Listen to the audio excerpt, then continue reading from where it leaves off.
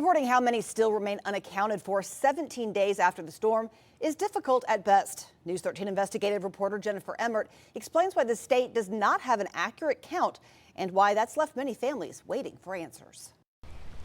As the volunteers and rescue squads who mobilized in the days following Helene wind down, finding out who's still unaccounted for can be tough.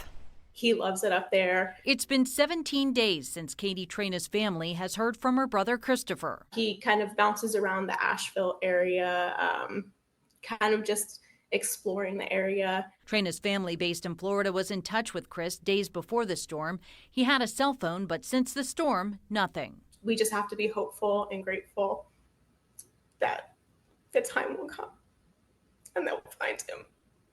They've shared his picture on social media and reported him missing to the United Way and Red Cross. They're grateful for local, state, and federal search efforts and thousands of volunteer hours from organizations like the Buncombe County Rescue Squad. There were thousands of cases that the Register of Deeds worked, we had less than 200 that made the escalated list. Escalated because of the conditions. Those are the ones that, there was a landslide, so you couldn't access. The bridge was washed out, so you had to hike in. The majority they were able to locate. The majority of them were either well cared for because they were, number one, prepared. They might be, unaccounted for because they haven't been able to communicate with the outside world. Those they couldn't reach remain on a list, now in the hands of the sheriff's office. That's where knowing how many still remain unaccounted for gets tricky. So many groups aided in the effort and have taken reports. You've got the Asheville Police Department, you've got the Black Mountain Police Department, you've got the Sheriff's Department, you've got the State Bureau of Investigation.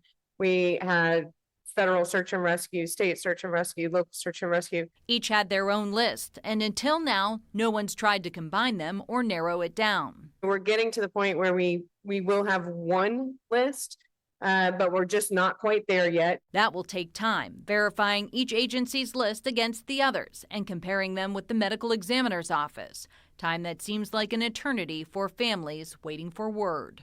Any information would be super helpful, and obviously if anyone sees or spots him, just telling him that we're all searching for him back home. He's got a large support group. For information and resources on individuals still unaccounted for, head over to our website at WLOS.com. In Asheville, Jennifer Emmert, News 13.